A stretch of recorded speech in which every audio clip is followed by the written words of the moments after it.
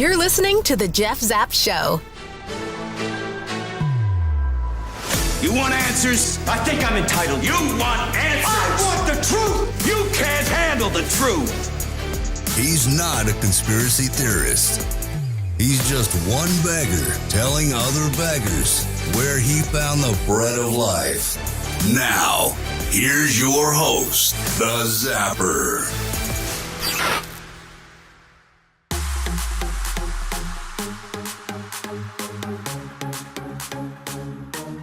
Well, let's try that.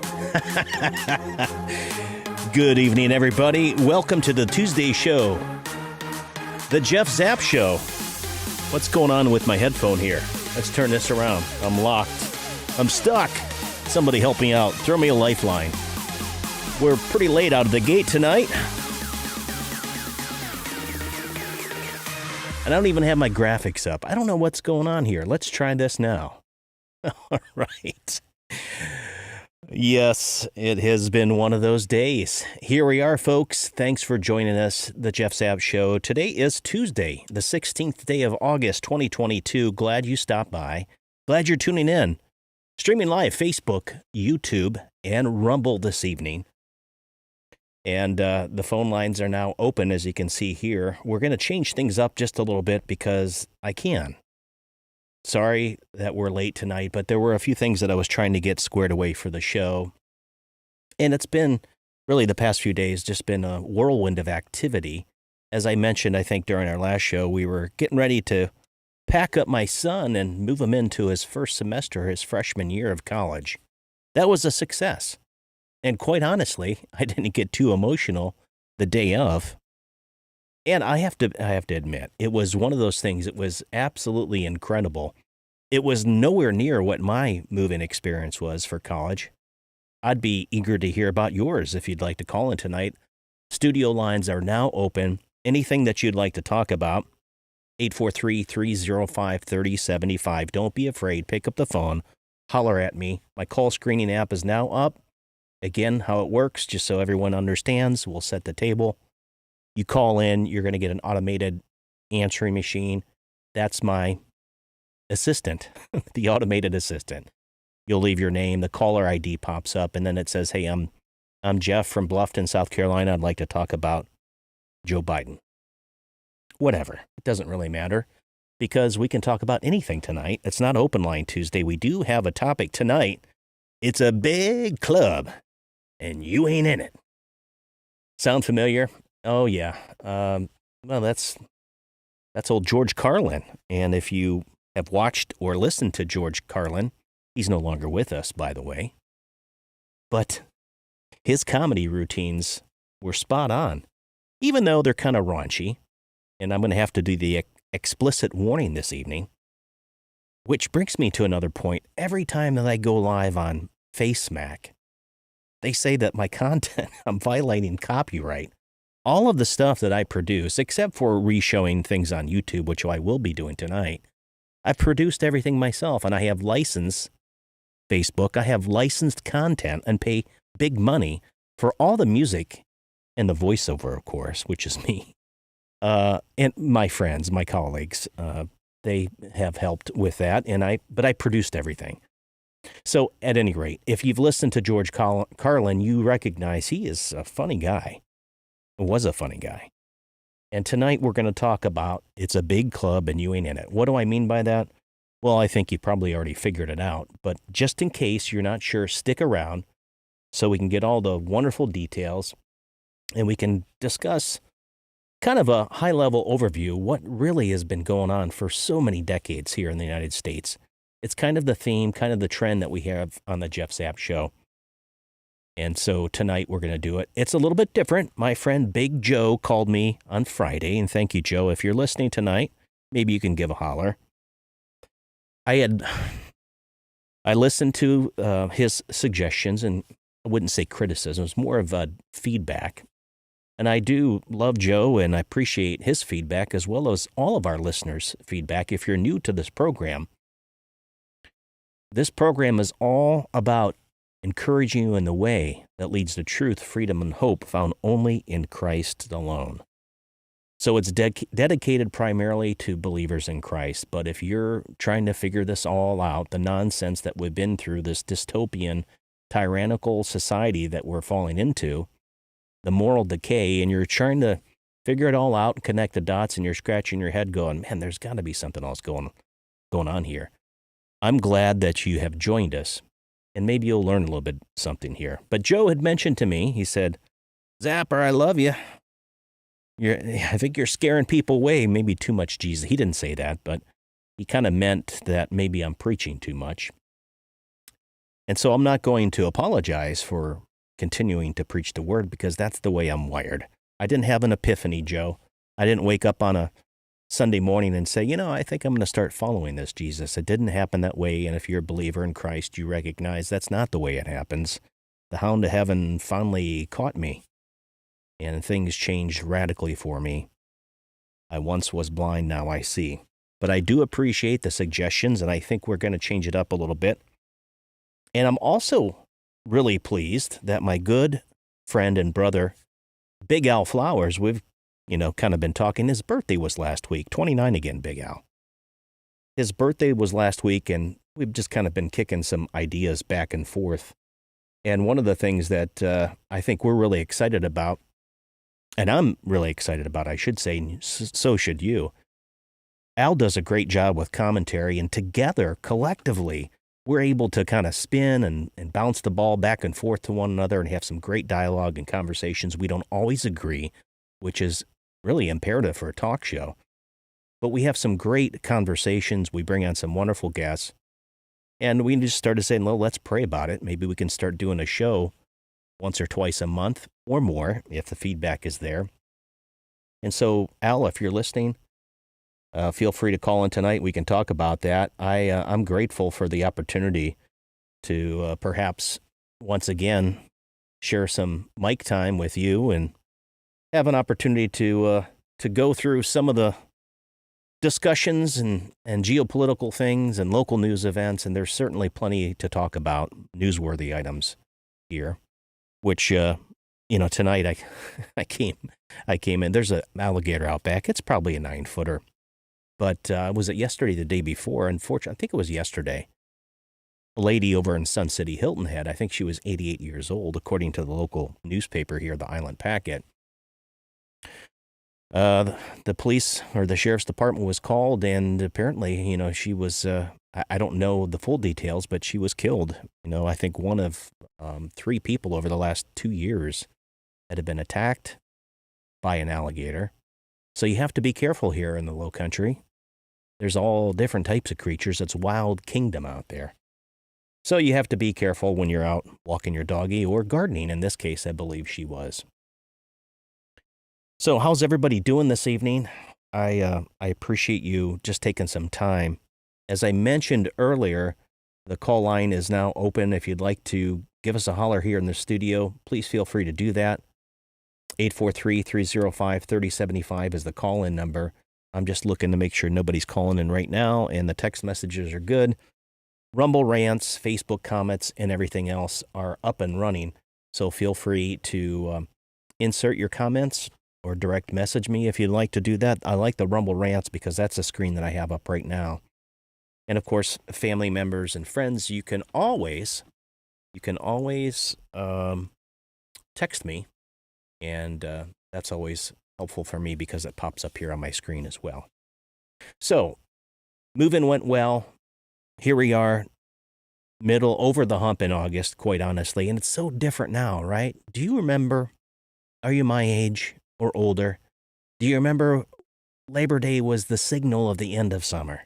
Now, kids start like the first week in August or second week in August. I know my sister, my dog decided to come in here, and I think he messed up the green screen. Harley, go somewhere else. Take a late. No, okay, he laid down. I remember that the Labor Day was the signal of the end of summer because my birthday's at the end of this month, and I always looked forward to celebrating birthday, maybe even doing a little back-to-school shopping, getting a new pair of Jordache jeans. I'm dating myself here. And then starting right after Labor Day. So that's what we did. But now Most kids are back to school or college, and I'm back to work, back in the saddle after a nice, brief summer that flew by way too fast. How about you? How do you feel about that? I mean, there's been talk about kids going to school year-round, maybe having more breaks throughout. I don't know. We'll have to wait and see what happens. But my story is, listen, this whole concept that I've talked about before, and stick with me for just a minute. I'm not going to ramble on too much tonight. But back to what Joe was saying about this, I do feel like I'm a town crier. Joe gave me a lot of wonderful compliments, and I do appreciate that, Joe. My story is different than yours, and you appreciate me for what I bring to the table and vice versa. And I think it's imperative now, especially if you just have been paying attention to anything that's been happening in this wild and wacky world that we live in, you recognize that things aren't the way they're supposed to be. Certainly in terms of politics, the last 2 years we've seen a lot of nonsense, and we're trying to make sense out of the nonsense, and it doesn't seem to be getting any better. So my promise to you is to continue to sow the gospel. That's the good news for those that wonder what that's about, of Jesus Christ, because he's really the only hope. And I'm just going to leave it there. Tonight, we're not going to do an encouraging word or anything like that. We've got plenty to talk about. So I do appreciate insight and feedback and some criticism when warranted. Feel free to send those to me. And you can do that just by simply emailing me. It's Jeff, Jeff, at thejeffzapshow.com. Or if you wouldn't mind doing me a big favor, make sure that you're sharing this information, this content with your family and friends, because that's one way to be able to grow the audience. And I see so much activity out there right now on, I'm primarily on Telegram, the deep state platform, as well as Truth Social. I don't really do much on Truth Social. I was all eager and fired up when it first came out, and honestly, it's kind of a big dud. And the other thing that I find myself is it's such a time robber. I don't know about you, but I try to limit myself to like 5 minutes, whether it's Instagram, Facebook, YouTube, Rumble. It used to be Parler? No, it's Truth Social, Telegram. There's so many different people to follow and listen to. And I think that just adds to the confusion, which we're going to get into here in just a little bit. So I think what I'd like to do is make sure that, as I mentioned just a minute ago, I just tripped up on my own words. Go to the website, thejeffzapshow.com, share the information with your family and friends. The podcast is now live. It's available typically an hour or two after I do the broadcast here. You can share the website link with anybody, and you can download the podcast to your Samsung device, your Apple iPhone, your mobile device. While you're on the go, you can listen to a Spotify, Apple, Google, Amazon, and the likes. All the major podcasting platforms are available, so you can do that. So let's dig in. It's a big club, and you ain't in it. I'm going to play this clip because it's the backdrop to what I really want to talk about this evening. If you've heard it, well, I'm sorry. It's only going to take, maybe 3 minutes or so like that to play this first clip. Let me clear this off here because now you're looking at stuff that you don't need to. But anyway, let's go to George Carlin. We're going to play this clip, and then we'll be back to talk about it. But there's a reason. There's a reason. There's a reason for this. There's a reason education sucks, and it's the same reason that it will never, ever, ever be fixed. It's never going to get any better. Don't look for it. Be happy with what you got. Because the owners of this country don't want that. I'm talking about the real owners now. The real owners, the big wealthy business interests that control things and make all the important decisions. Forget the politicians. The politicians are put there to give you the idea that you have freedom of choice. You don't. You have no choice. You have owners. They own you. They own everything. They own all the important land. They own and control the corporations. They've long since bought and paid for the Senate, the Congress, the state houses, the city halls. They got the judges in their back pockets. And they own all the big media companies, so they control just about all of the news and information you get to hear. They got you by the balls. They spend billions of dollars every year lobbying to get what they want. Well, we know what they want. They want more for themselves and less for everybody else. But I'll tell you what they don't want.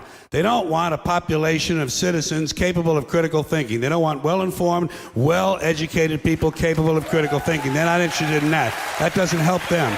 That's against their interest. That's right. They don't want people who are smart enough to sit around the kitchen table and figure out how badly they're getting fucked by a system that threw them overboard 30 fucking years ago.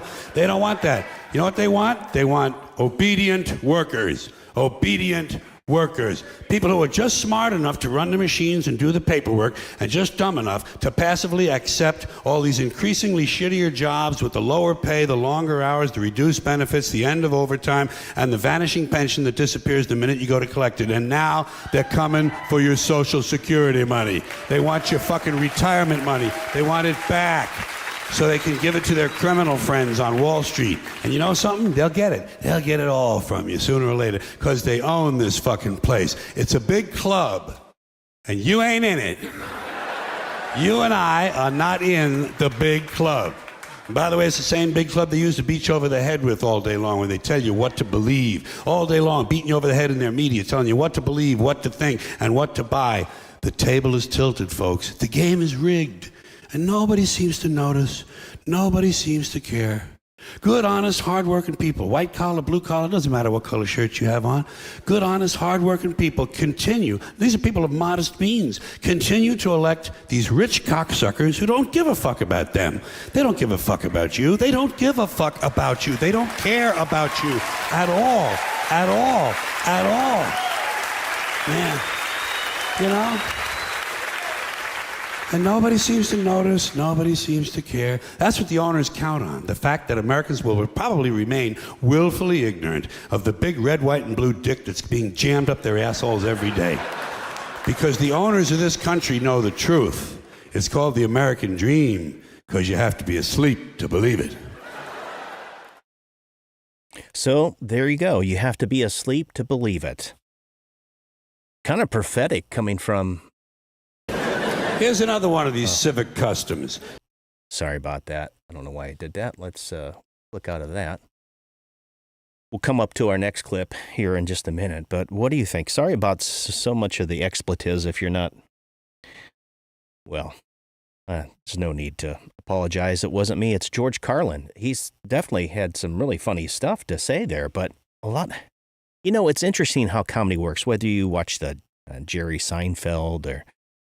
Richard Pryor growing up. I remember listening to Richard Pryor. Oh, my goodness. Some of the, what's his name? I can see him. Just can't think of his name.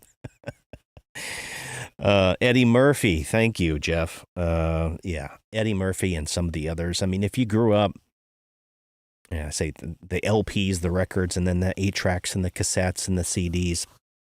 And then when home box office first came out, a lot of these specials that came out, there's so many different comedians, but I think that's the thing, is they're able to take, in this instance, George Carlin goes right for it and says, hey, this is really what's going on.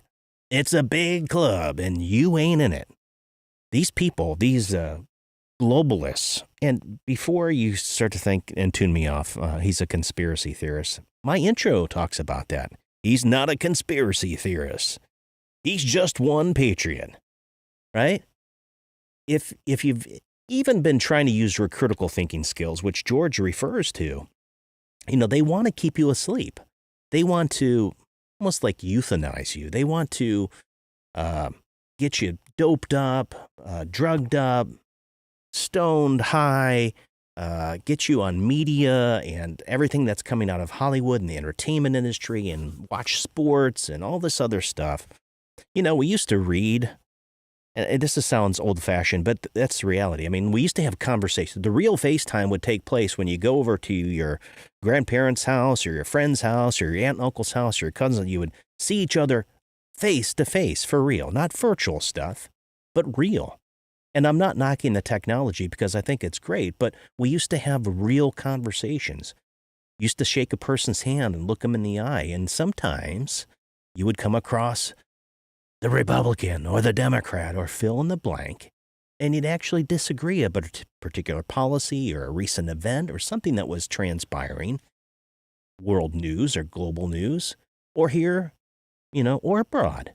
And you would finally start having some meaningful dialogue, which is what I always say that this show is about. Meaningful dialogue. Why? Because we want to be able to engage the intellectual side. Each one of us were created with a mind, right? A heart, a soul. And we want to be able to leverage that. We can connect the dots for ourselves. You don't have to have someone spoon feeding you. Read a book. Go to the library. Do some research. We're fortunate enough now. I mean, growing up, I know my parents had those. Remember the encyclopedias you used to buy? The Funk and Wagnalls? That sounds wrong. The Funk and Wagnalls, I think that was the name of it. The World Encyclopedia.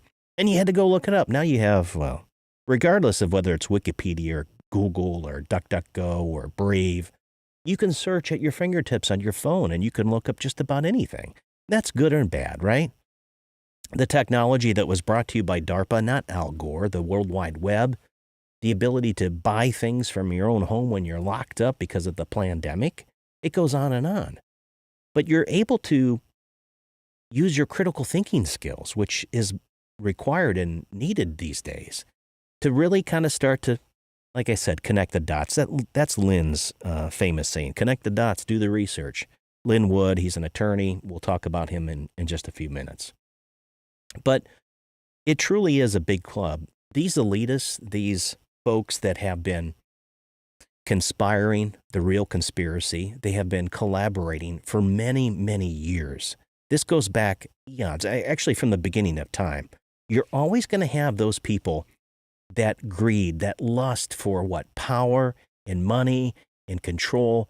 And they're better than us, right? That they think they are better than us. They just think that we're the plebes. We're the commoners. We don't get to choose. And that's what was the significance of the American Revolution, in the 1770s when we said F you to King George and said, hey, we're going to do this ourselves.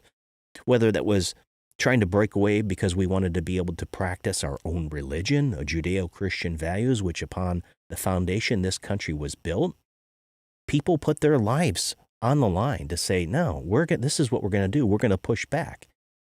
And I think if history has told us or taught us anything, we recognize that we have to not only learn from history, but we've got to learn to stand for what's right. And that's what this show, I've said this, I feel like I'm beating my head against the wall. That's what the show is all about. It's rooted and grounded first and foremost in the moral code, the law, that I believe that there is a God, that there is, as Joe said, a higher power, all these gods. No. If we look at the historical context, the significance, I'm in the book of Matthew, and for the Jewish people, the Israelites, it was really imperative because we talked about this FaceTime just a few minutes ago. They would tell stories, and stories are so important. And some people are really good storytellers, but they were able to pass down history through storytelling. In the book of Matthew, why am I talking about this in terms of the historical significance and context? Because if Jesus was who he claimed to be, and Jesus was a real person, and I know I've studied enough, he was. But if you go back to the book of Matthew, this 14 generations here, 14 generations here, 14 generations here, and Jesus was born. It is the direct lineage. It's like when you go to your grandmother or your great-grandfather, and they say, oh, my dad worked here, and you can connect the dots and realize, wow, this is where I came from. My family emigrated from Italy or Hungary, or they lived in West Virginia the past 250 years, whatever it is. It's important to know your roots, right? I think that's a Zac Brown band song. Roots, that's where we come from. And Jesus himself lived and died, and on the third day he rose again, and he ascended into heaven. He's seated at the right hand of God. So there's only one God. I didn't say that. The Bible says it. So I'm going to stand on that rock, which is Christ. Okay? So historically, when we look at back of all the things that happened, the 20th century especially was the bloodiest century in the history of civilization. Did you know that?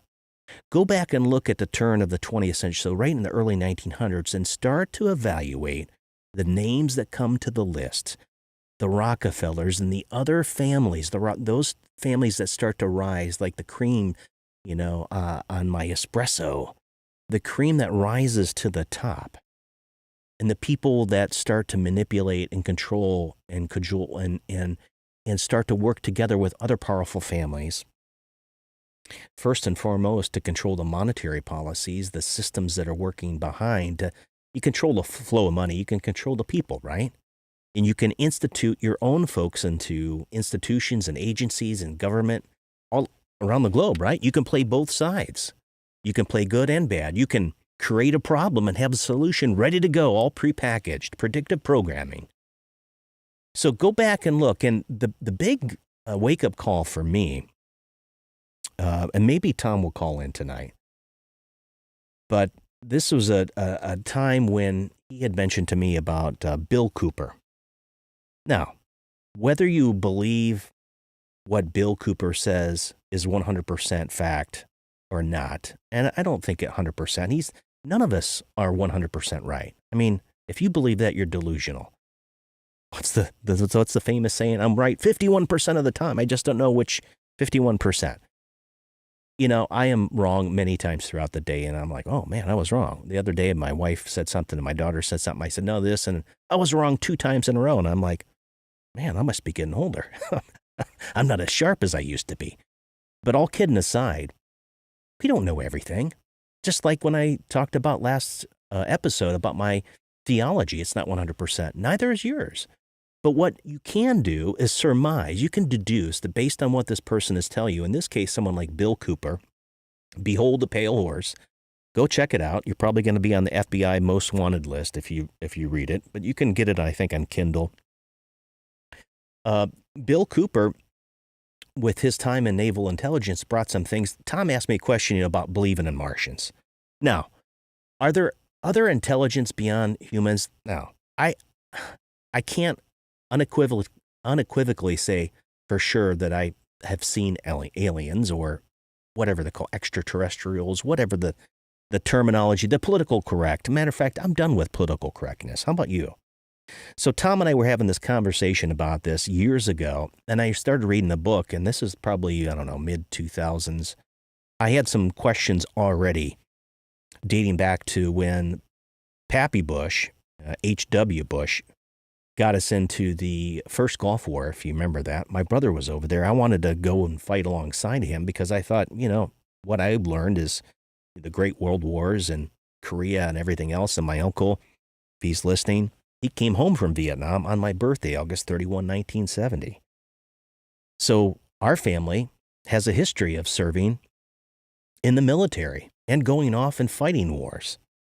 My point of all this rambling is that when you start to look at historically what we've been doing as a nation, these groups as they collaborate, these people, I'll just say the cabal, however you want to label them, these global elites, the deep state, many different names, the secret societies.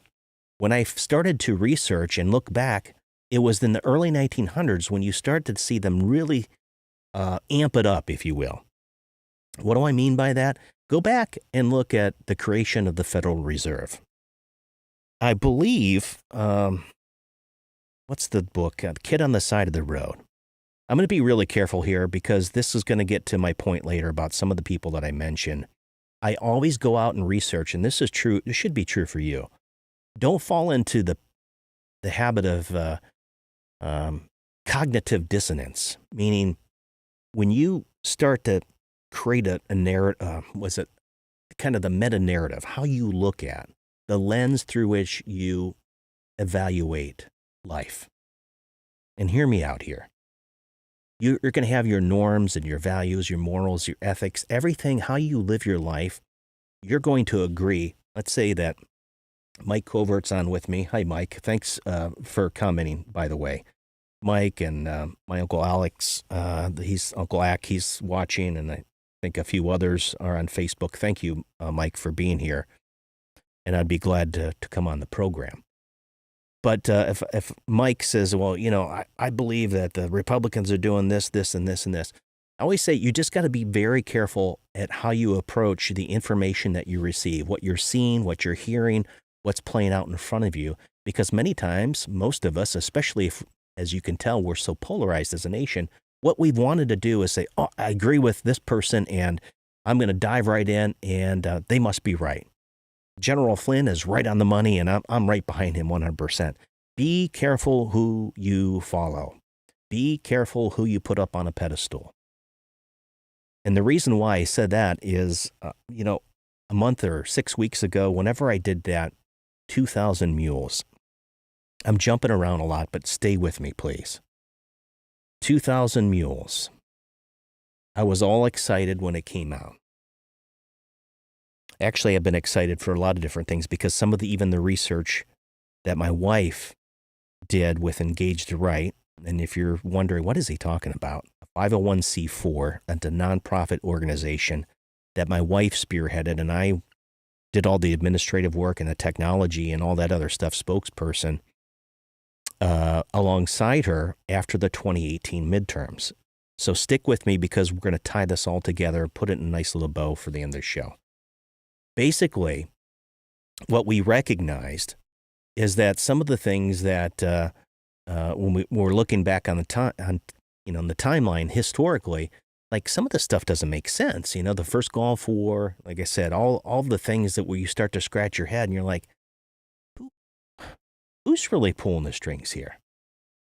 Well, the more that you do research, whether it's reading a book by Bill Cooper, or if you listen to certain people on Rumble or BitChute, like I said, Wano Savin, that's not his real name, but if you listen to that, and if you follow some of these social media stars, I'll just call them, people that have a huge following, they're able to just throw anything out there, and you need to, quote, fact check it. You need to make sure, trust but verify, I guess is what Reagan said, right?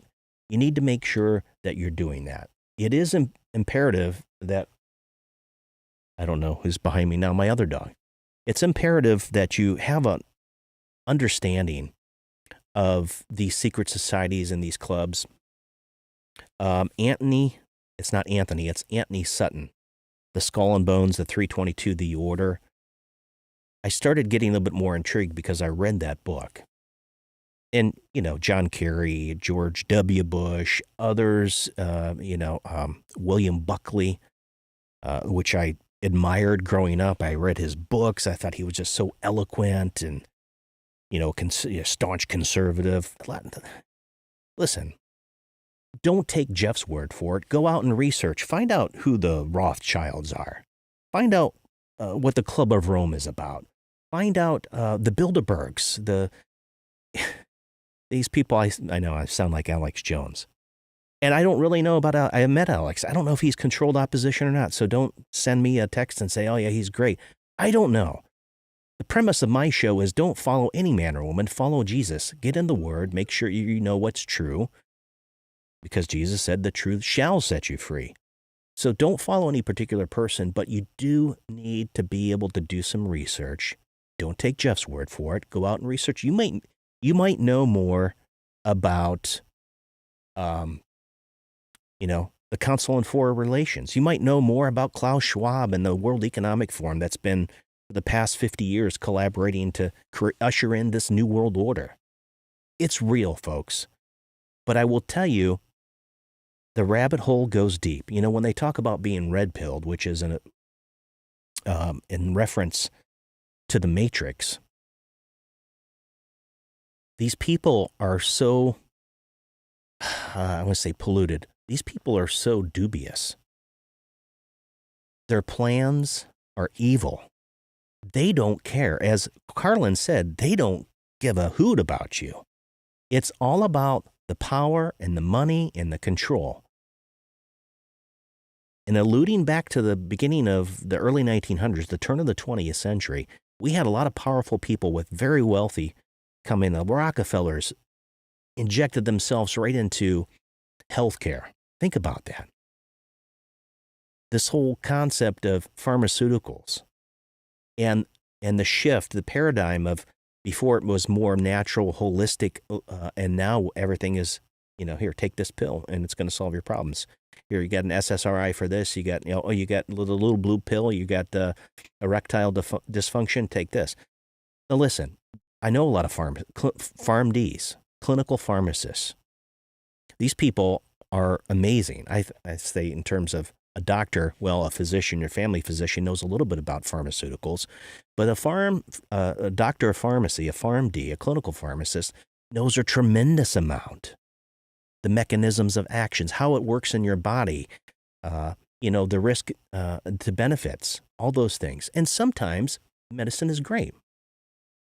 But natural, a natural immunity, for example, we talk about the pandemic, right? These vaccines, I shouldn't say brand new, patented technology with a modified RNA-based vaccine, these injections, all of a sudden they're being pushed on it. Look what's happening now. Even the mainstream media is starting to come out. So be very, very careful where you hitch your wagon, because a lot of these people, they're elusive. They infiltrate the left, the right, and in between. And these are the folks like the Skull and Bones, the Illuminati, and the Freemasons. Listen, I know a lot of Freemasons. I know those that in my previous job, I used to go to the Shriners hospitals. At the base level, everything seems fine. And the people, hey, it's a great networking organizations. A lot of these secret societies, as you start to go up the echelon, guess what? You find out that the top levels, the CEOs, if you will, the head person in charge, they're totally Luciferian, man. But it shouldn't be any surprise if you've been paying attention, if you're a follower in Christ, you know that the devil, man, he's having a field day. That's until Jesus comes back. We'll get to that here in just a minute. But my point of all this is when you look at these secret societies, why do they have to be secret? Well, I think it was George W. Bush said, in that interview, was it Tim Russer? I can't tell you. That guy's a character, man. Actually, they install their field generals, their commanders, if you will, to infiltrate practically every segment of our society. Government agencies, public and private institutions, corporations, religious groups and entities. Yes, even in the church, folks. Think about the wheat and the tares. They are everywhere. The list goes on and on. But they create the problem, as I said earlier, and they have the solution ready to fix it. Think about the pandemic. I'm going to use an example here. Remember when Trump, somebody said, he said drink bleach or whatever. No, he was encouraging specific natural therapeutics to, not contraindicated, but to counter the effects of a virus that, as we all know, was 99.9% something you'd recover. It's like the common cold. It wasn't even as bad as the common cold. Now, don't misunderstand what I'm saying. Were some people susceptible because they may have immune compromised or other genetic disorders that affected them negatively and maybe killed them? Yes. If you haven't noticed, take a look around. Walk outside, go to Publix or the local grocery store, go to the mall or go out in public somewhere. You can see that we have this issue with laziness.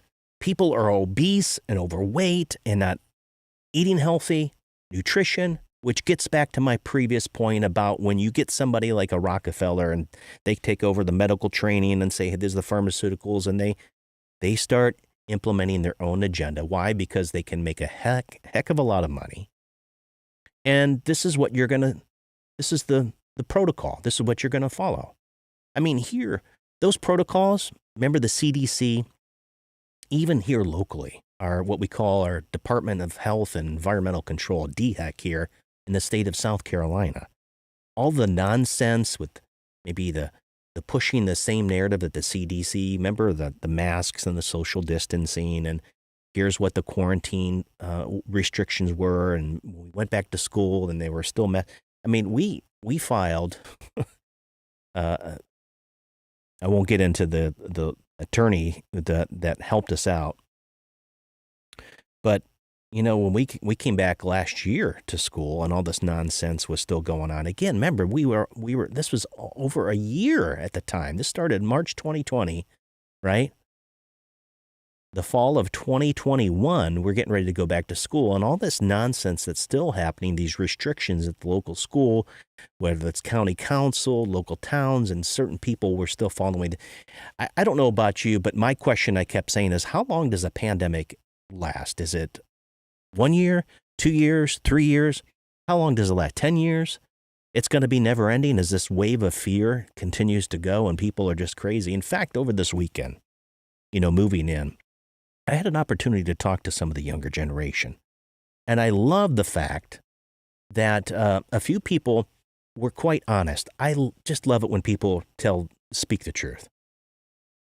The one person said, well, I kind of like the masks, referring back to when she was actually in high school. And she's mentioned that she liked to wear the mask because it helped her feel more secure. And the person, yeah, I did. I had maybe a pimply face or my teeth weren't straight. And it's like wearing a hat. It was like a disguise or a wig or a mask or whatever.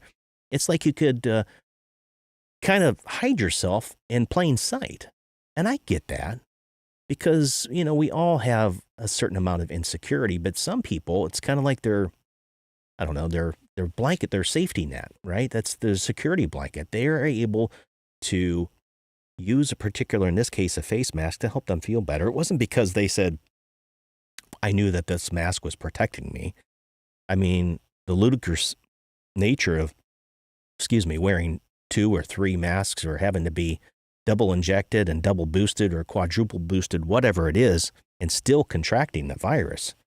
I guess it's true that natural immunity is a great thing. God has designed our body in such a way that it's able to fight it off. Which brings me to my next point about all this. Somebody had said, what are you talking about, Jeff, on that last show, or 2 shows ago, I talked about chlorine dioxide, ClO2.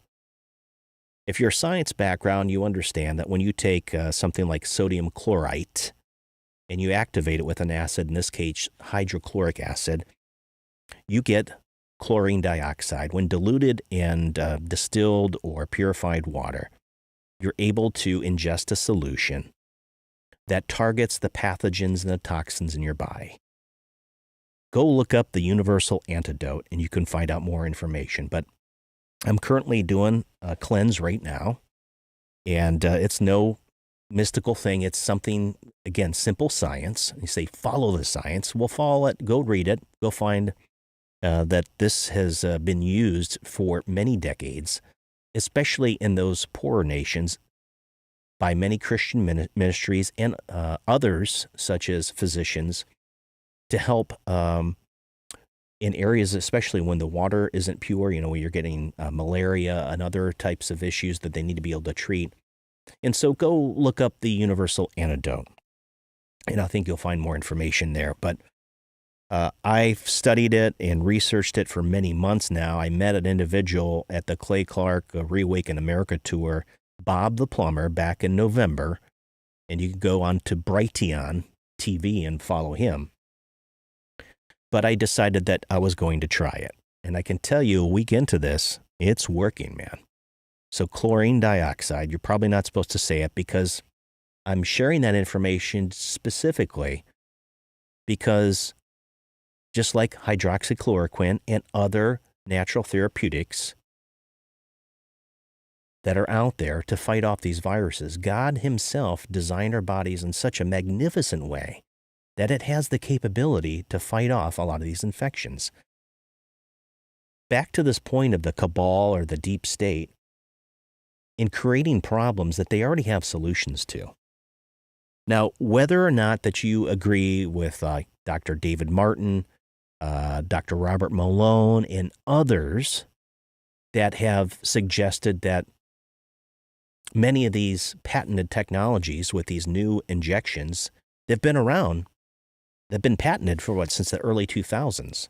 That a lot of the viruses have been developed within laboratories, BSL-4s. Those are biolabs, folks. Think about Ukraine. Everyone's telling you in the mainstream media that Ukraine is, it's all about under attack because Putin's going in. Well, if Putin really wanted to take over Ukraine, he could do it in a heartbeat. And if you listen to the Russian, and I'm not putting the big bear, I'm not putting them up there on the shelf like they're the latest and greatest thing, you should be following them. This goes back to my example I mentioned earlier. You better be doing some individual research. You better be doing some reading on a variety of topics from a variety of authors, people that are from the left, central, right, maybe some really radical, just to understand to a certain degree the viewpoint. You don't have to be an academic scholar to do this. You can be an average Joe and Jane and go out and listen to this stuff. Anyway, this is what I'm getting to.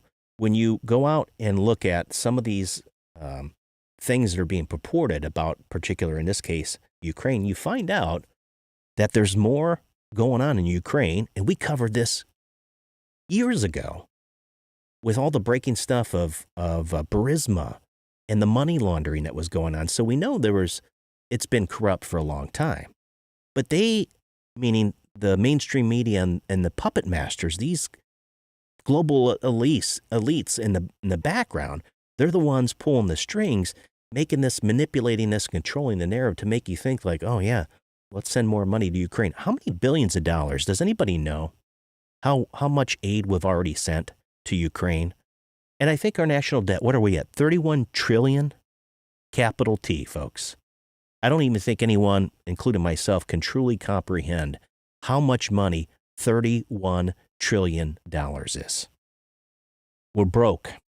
But it all goes back to the Fed, the creation of the Federal Reserves. It's not federal. It's not a reserve. These are private Western central bankers. They own it all. They control the monetary policies. So it's not that feckless old dude who's up there pretending to be Joe Biden. I don't know who that is. Or all the people around him. Barack Obama in the basement calling the shots, talking to his ear. I don't know all that stuff. And I'm kind of joking, but not. I don't know. But these people that are working behind the scenes, they're the ones that are making all this happen. That's why you're paying, well, I guess, we've shaved a few cents off of a gallon, Oh, look, gas is coming down. Yeah. Okay. $4.19 or $3.99.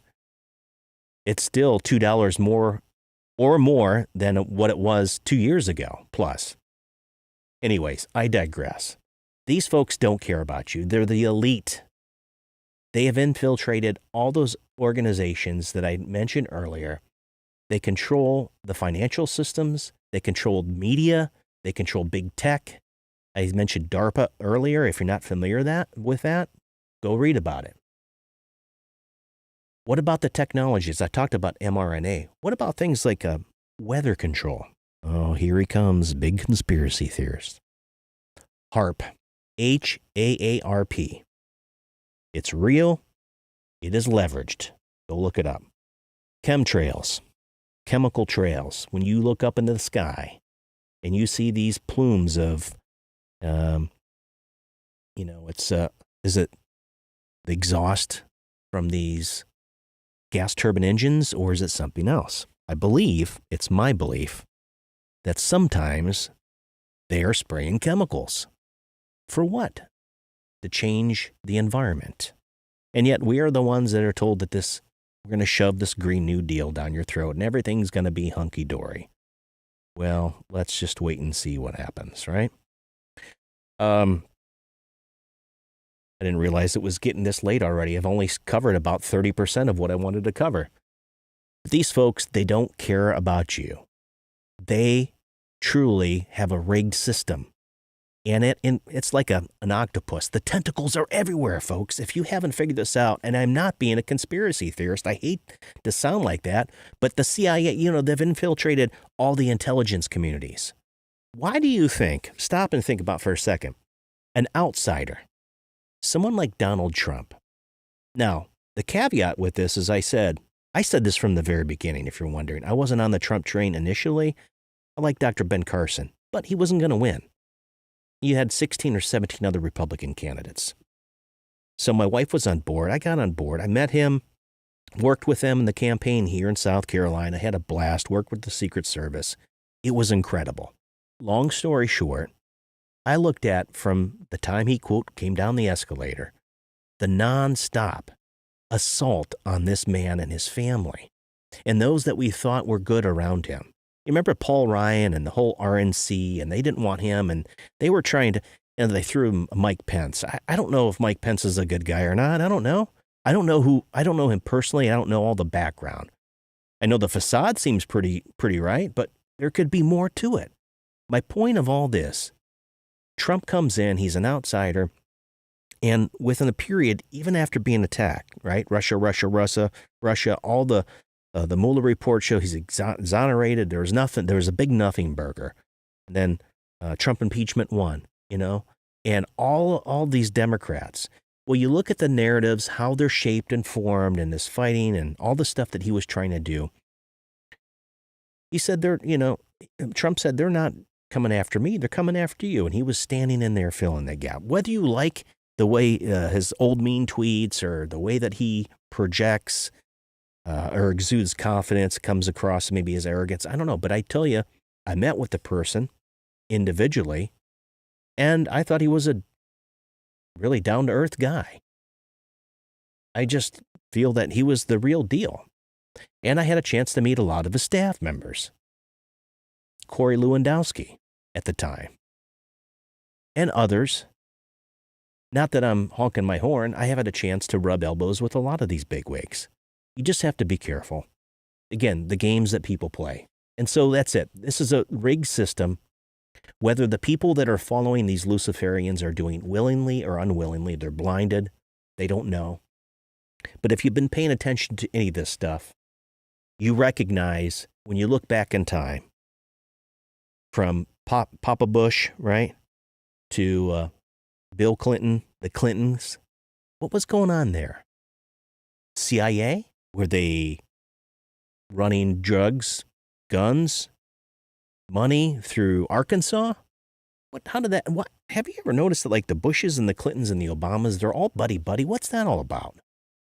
The Clinton Initiative, the Clinton Foundation, laundering the money, human and sex trafficking.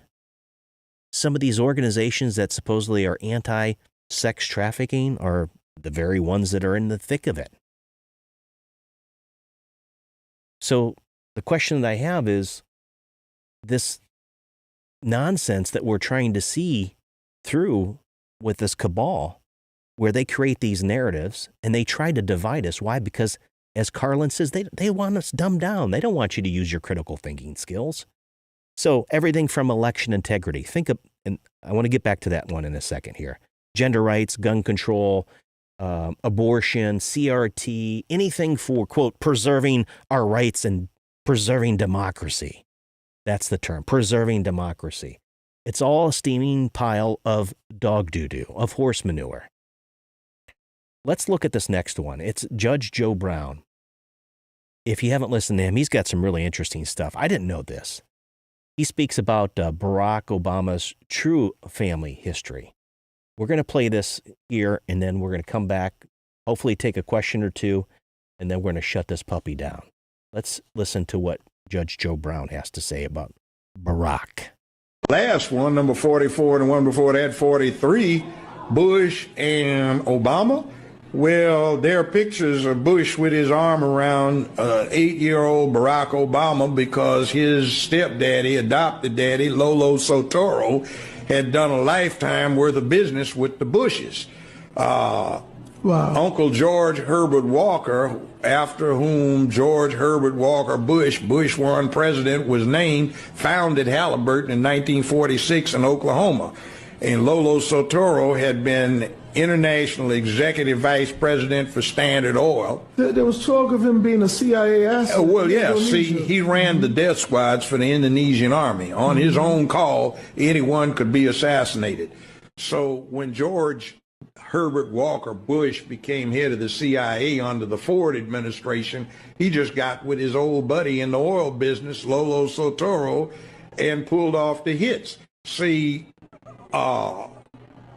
Barack's grandmother has been acknowledged as being the woman that operated the channels through which CIA money went to the Southwest Pacific. So she introduced her daughter, who had just had Barack,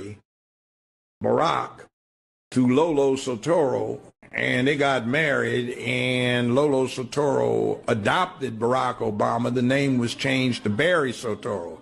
Now, when he went to high school in Hawaii, I know about that high school. I almost sent my oldest son to it. I could afford it, but I didn't think he deserved it. 20 years ago, the tuition was $95,000 a year, not including room and board.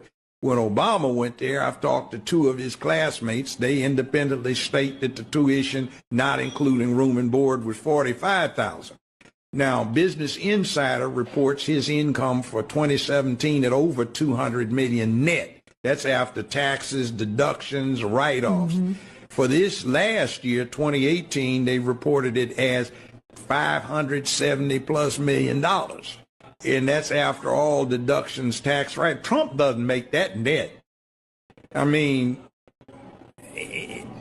even some of the richest people in America don't make that. Why?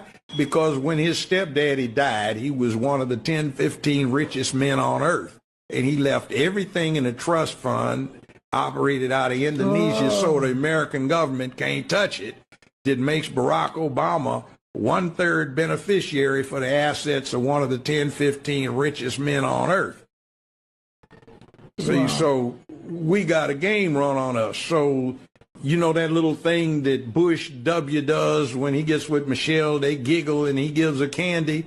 The inside thing, is that supposed to be the same kind of candy he used to give to her husband when he was 6, 7, 8 years old? It's a big club, and you ain't in it. That's it. It's a big club and you ain't in it. You ever wonder about the two-tier justice system that we're living through, you know? Rules for you and me, but not for they. And we've seen it play out over and over again. I don't know about the whole insurrection, you know, the January 6th. We know for a fact that something is amiss with this whole November 2020 election. The challenge that we have, here we are almost 2 years later, folks. I've said this before, and I wanted to tie it all together. This cabal, the deep state, the global elites, they have their tentacles in everything.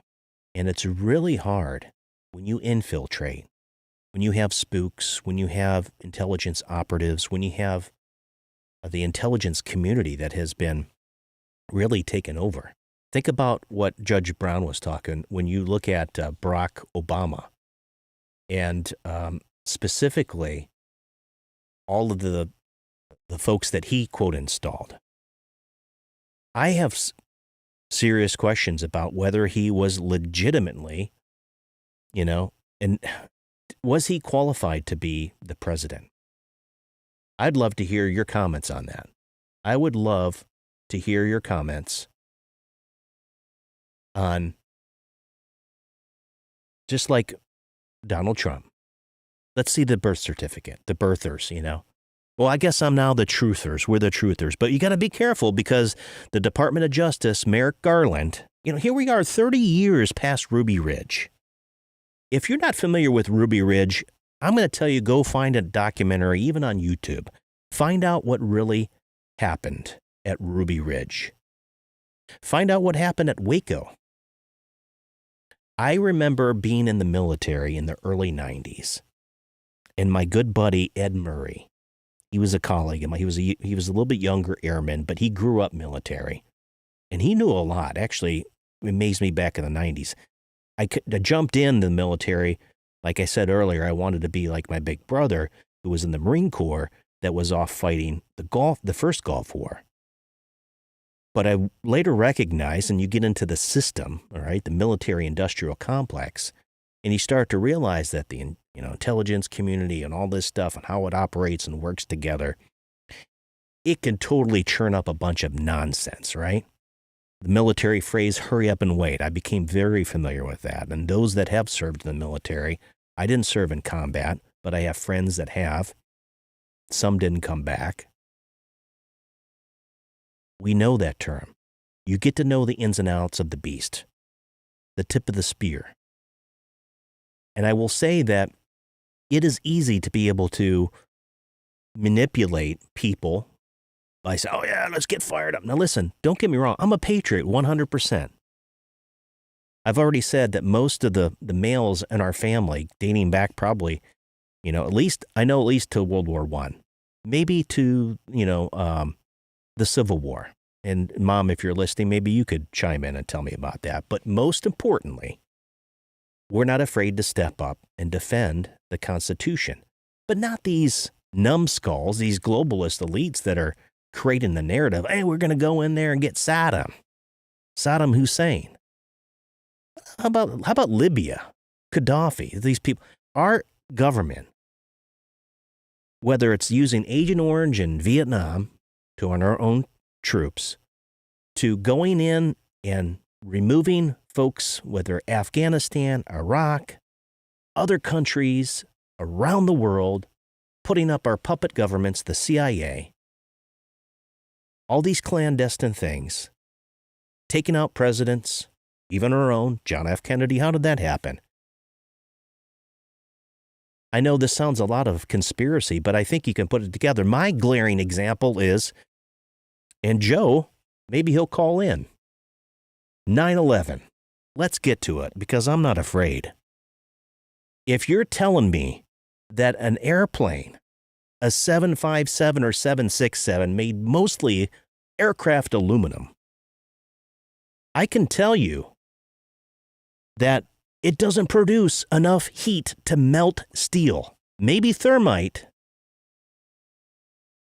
but airplanes flying into buildings, and quite honestly, World Trade, Tower 7, was never hit. How does it implode on itself?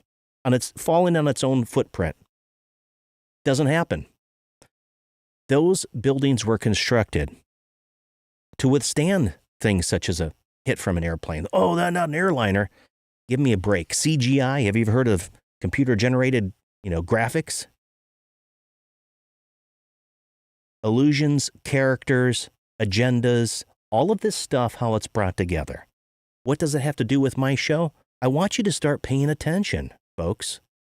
Joe said I have a voice. I'm just like one out in the wilderness, man. If anyone will listen, if anyone will start to do the research themselves. At the end of the day, I do care. I care about you. I care about where you're going to spend eternity, and that's what this show is all about. It's primarily based and rooted in the morality. Where does the morality come from? Well, it comes from God. God himself is the one that's given us the moral code. He's implanted it right within us. But we've all messed it up. So unless you come to Jesus, he doesn't send anyone to hell. He doesn't want that to happen. He's given us a way.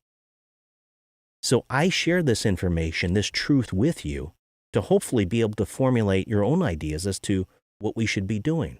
I believe that this nation is the greatest nation that's ever been in the history of our civilization, and that we have an obligation. We have an obligation to one another. Just as the men and women that have raised their right hand, that have gone off to fight in these foreign wars to defend our nation, even under false pretenses. The whole thing with Afghanistan, that debacle, it's been, a year? $85 billion worth of equipment. $85 billion, capital B. 13 members killed. All of this nonsense. Nothing, we just move on. I always say it's, we're so easily distracted, especially now with the ubiquity of technology. Squirrel. Another news story, flash. I just don't understand how people, maybe they feel helpless. I don't know. I get that to a certain degree. I'm burned out on politics. My friend Helen had sent us an email. Helen, if you listen, Helen Spalding, she's really good on Telegram at being able to put together information. I think my green screen is starting to fade here. Put together information and get it out there. And she's really eager to have a power structure change here within our local GOP, and it's needed. It's required. I guess I'll have to get into that in a separate podcast or broadcast because it's just, I can't get into it tonight. There's just way too much. But the political party's here. You know, it's like, if you're not involved, let me say this. If you're not involved with politics or you've never been part of a Democrat or Republican Party or any, maybe even a civic party, I don't know, maybe the Rotary Club or Kiwanis or something like that, you're going to find, and it happens because we're human, relationally, you get involved with other people, even at large organizations. Maybe you've worked at a small private company most of your life, or maybe you run your own business.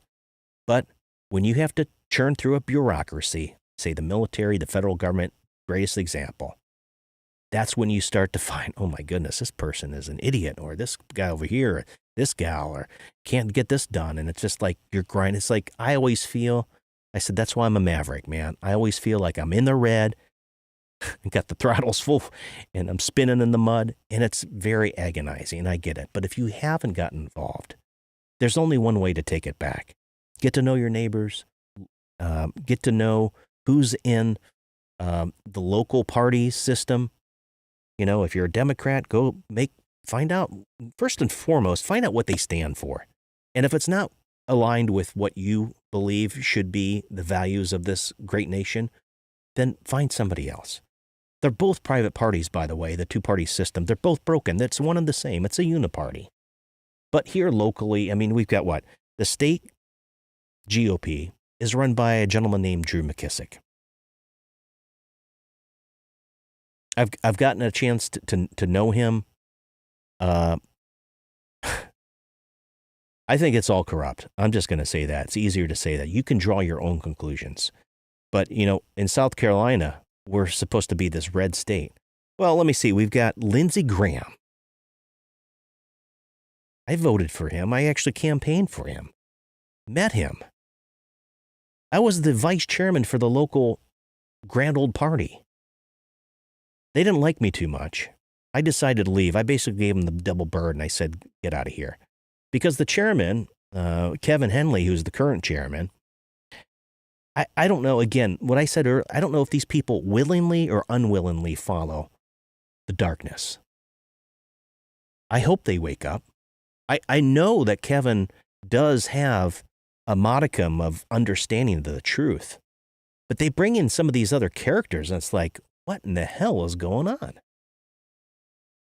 Tim Scott, met the guy, really, you know, I'm like, oh, this great, you know, he's an African American, he's a black senator, you know, Charleston, all this stuff. Oh my goodness, he's just as bad as the rest of them now. Get him out. Nancy Mace, I worked with her here. I talked about it earlier. Trump campaign, 2016. Oh my goodness, what a rhino. Republican in name only. It stinks to high heaven. And the only way that we can infiltrate from within like them is to get to the grassroots. Organize, speak the truth. Don't be afraid to speak the truth. Listen, if the Department of Justice wants to come after me because I'm giving my opinion, it's guaranteed under the First Amendment. They want to label me a domestic violent extremist or say I'm some kook. I really don't care. Some wackadoodle according to, you know, the SCGOP and all this stuff. They can go as far as I'm concerned. We need to stop, as Tom and I talked about the other day, stop this whole political correctness bullcrap. Think about it. Did you ever stop and think who comes up with these terms? That's your homework assignment for the next one. Who comes up with the terms? So I see we got a caller here. And I'm really close to the end, but I want to take this call. I think it's Big Joe. So let's go to the phones and let's go ahead and bring Big Joe Caruso on. You're on with the Zapper, Joe. Go ahead. Hoo-wah, little chief. Hoo-wah. Love it. What's going on up there in Northeast Ohio, man? Well, Mom had 5 heart attacks in 4 days. Oh, boy. I'm sorry to hear that. And now, what do you call it? You know, she's a stubborn old mule. and we got her to the hospital, and then transferred to Geauga Hospital, where she's got a great cardiothoracic surgeon that's up there, and she's doing well right now. But she wasn't. Had she not left today, because she's pretty stubborn. It runs in the family. He probably wouldn't have made it to tomorrow. Ugh. So you said a number of things that I've got on my block. Go for it. Okay. Twin Towers. Look who profited from the insurance money on the Twin Towers. Bush family. Yep. Moving on. No. Those planes moving into the Twin Towers, those engines have GPS trackers on them for engine health. Fact. And they're taken by the Department of Defense. They know where every engine is on every aircraft, commercial aircraft in the country. Period. That's fact. That was done because of airframe jacking, right? Hijacking of airframes, okay, when they're taking off. Right. That's why that was done. The Pentagon gets that data 24/7. Fact. Moving on to your comment about thermite on the Twin Towers. Yeah. No, those aircraft were designed to be hit by two 747 jumbo jets, 800 series. Okay, not 400, 800 series, and not fall. And the steel that was within those towers, that was the best steel I think the country's ever made in the last 200 years. Okay? A lot of that steel came from Republic Steel and American Steel in Ohio. And the sheer tensile strength, it's impossible. So the fact of the matter, Zapper, is follow the money. It boils down to follow the money. And you're not just some podunk country Ashtabula dude. You're somebody with a metallurgy foundry background, works in aerospace, puts rockets up into space, right? I mean, I worked on the Delta IV and the Atlas 551 heavies, baby, as a propulsions engineer. Well, we don't mess around. That's $1 billion+ asset. I guess we're just a bunch of knuckleheads from Northeast Ohio. Then we don't know what we're talking about. But I like what you said. Follow the money, because that's really what we're getting down to is the greed, that's what they're all about, the money grab and the power grab, right? Well, so like they've let it out a little bit throughout the years, right? In cinema, yeah, right. Like you and I talked about. You remember the Barry Shields thing? Made in America. Yep. Right? The guy was a coke runner in the early 80s. And he ended up, it all interconnected with Obama's, the Clintons, the Bushes, from the CIA, as Senior Bush was the director of the CIA, and he came on. And so, honestly, at the end of the day, it's not conspiracy. It's just fact. It's how they cover it up and justify it, and they hide it. Yeah. And honestly, at the end of the day, I really don't care. I mean, I have a pretty good job. I'm pretty goddamn good at what I do. I don't think they get rid of me. But at the end of the day, follow the money. It's all based on the money and control. And this didn't start in 1980. It started in 1950. Yeah. Yep. Yeah. I don't know how much. Because you see who's in control now, like George Soros, for example, right, has an impact. Who is a wannabe Jew that was a Nazi sympathizer who owns the majority of Moderna.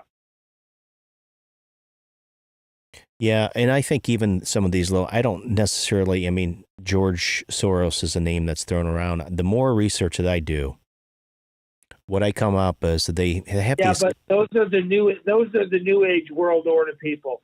You've got the old guy. He knows he's passing on, and Yeah. he's passing the torch to these crazy whack jobs that are worth so much money. Yeah, but I'm saying is these people that are out front, it's names that they're like They're figureheads. Yeah, exactly. They're kind of like characters. Let's figure it this way, because you threw out this George Soros, the world league, and you see them. They're like figureheads. Like you said, they're out there in public, and you see them, and it's kind of a household name and all this stuff. And of course, it's great because they can label us as conspiracy theorists. Oh, they're talking about George Soros again and his connections. So it's go ahead. Zephyr, hear me out. Conspiracy is like high school gossip, right?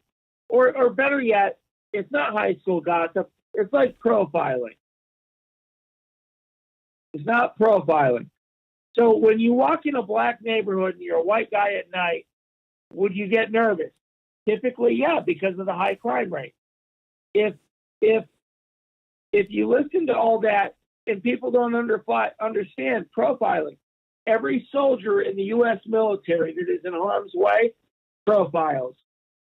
Yeah, I get that. I mean, I totally get it. I mean, I remember being over in Europe. Life, and it saves every cop's life that does it too, stateside here. Yeah. But what I'm saying is conspiracy is like profiling. Not 100% of it is true, but probably 70 to 80 or 90% of it's true. Yeah. It's not high school gossip. Yep. No, I agree. But they have the money and the power to hide it, like Hunter Biden in his crack pipe. Well, apparently, right? Joe, that at that's the end of the day, Nancy Pelosi brought her husband, her kids to Taiwan, who has China ties. Okay, just like Hunter does. It's fact, but no one's doing anything about it because the Department of Justice, the FBI, and I would most likely say the CIA is well, they're on the bend. And when I say the bend, I mean they're dirty. And we know the CIA has always been dirty. No, from the because they do unscrupulous things. From the very beginning, and that's the thing is these institutions, as I mentioned earlier in the broadcast, many of them have been compromised for a long time. It's not something that happened overnight. I just was pointing out some of the big No, it's not. Big things that, like I said, Decades. Yeah, exactly. It didn't happen. I talked about, I don't know if you heard earlier, about the turn of the 20th century and everything from the Rockefellers on. I mean, this cabal is real. And if people would go... money that is breaking into new. Yep.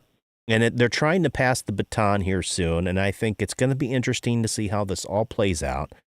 They're pulling out all the stops. You saw the raid at Mar-a-Lago. I won't be able to get into it tonight. I was going to end the broadcast with that, but we're starting to run long.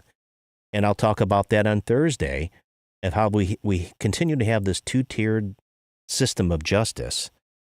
And I went on today, and I wanted to get your take on this. I went on today. I read everything from Axios and Newsweek to, Revolver News. I mean, it's the entire gamut. It's left to right. And the reason why I do that, absolutely, you have to. You have to, because I like to look at the comments. Take it all in and make your own deductions.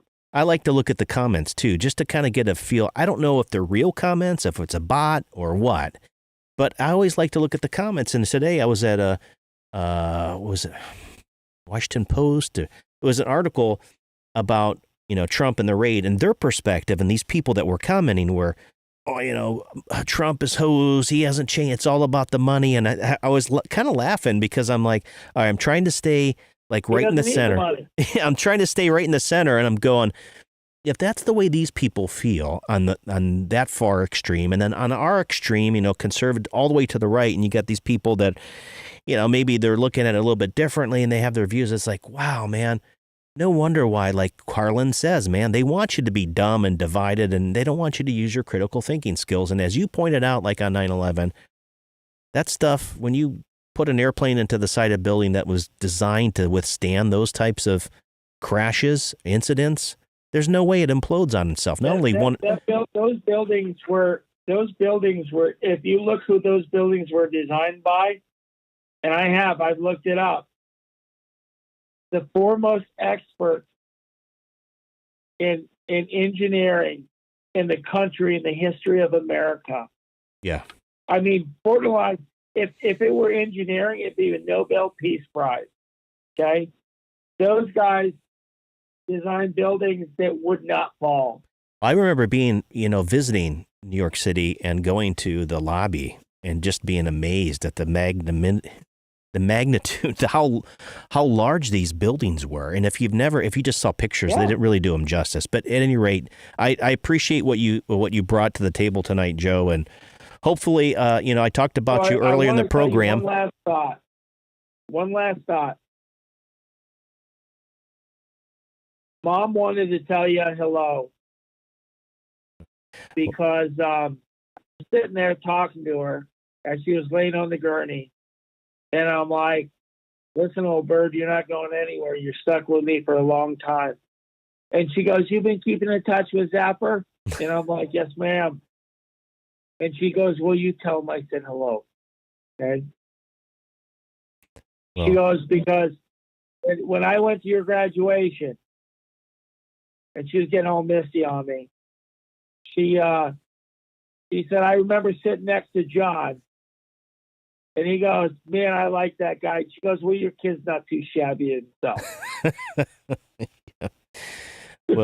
well, I'll be praying. I'll be praying for your mother. Tell Sheila I said hello. This is Caruso. It's always nice. I'd like to see her, and I'd like to get up there, especially this time of year as it starts to cool off in Northeast Ohio. But tell her I'm thinking of her, and I will be praying for her health, and I pray that it's a speedy recovery. All Joe, right, thanks for.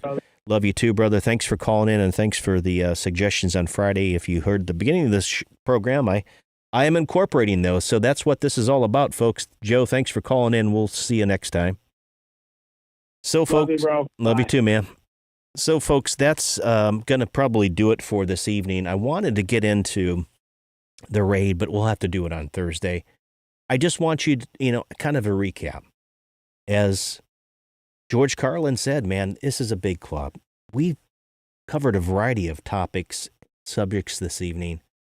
I appreciate you sticking around. Thanks for those that have been watching and commenting on Facebook, on Rumble, on YouTube.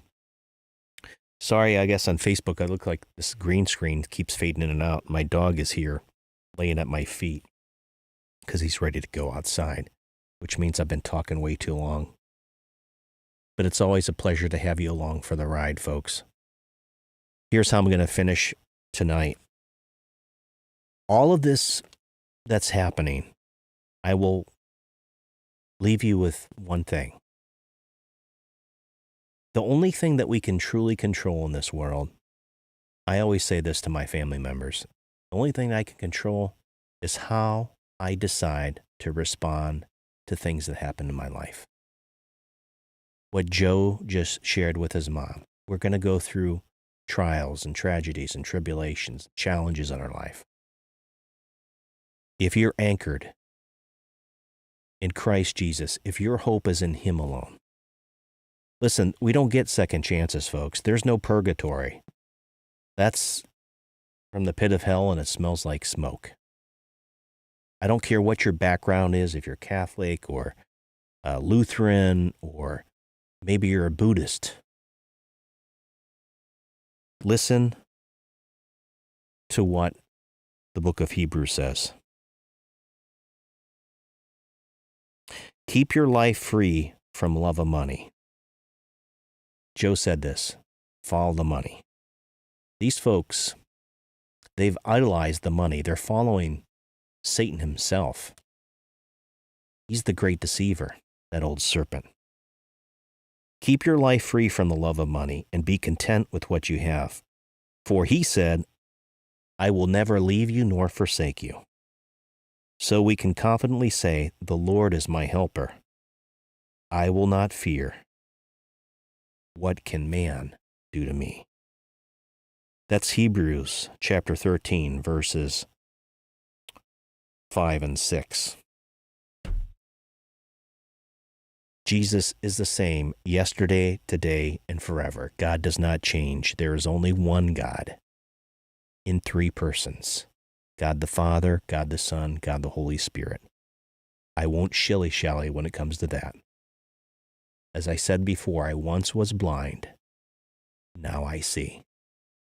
When the radical transformation takes place deep in your heart, and you recognize that you're more broken and flawed than you can ever imagine, but that you're more deeply loved than you've ever dared to dream. When you finally say, Jesus, I'm yours, man. That, and only then, will you have everlasting life. And all this other stuff, this noise, what we're going through right now, it's a done deal, man. We're victorious already, not because we've accomplished anything, because God himself has done it in Christ Jesus our Lord on the cross at Calvary. So that should help keep it all in perspective for you. Hopefully we'll see you on Thursday at the normal time. Take care. God bless. We'll see you real soon. Thanks for tuning in. Would you please do me a big favor? Like, subscribe, and share this content with your family and friends. Send your questions, comments, or requests for interviews to info@thejeffzappshow.com. Visit our website at thejeffzappshow.com to sign up for our newsletter, catch up on archive shows, or to link to our social media. See you next time right here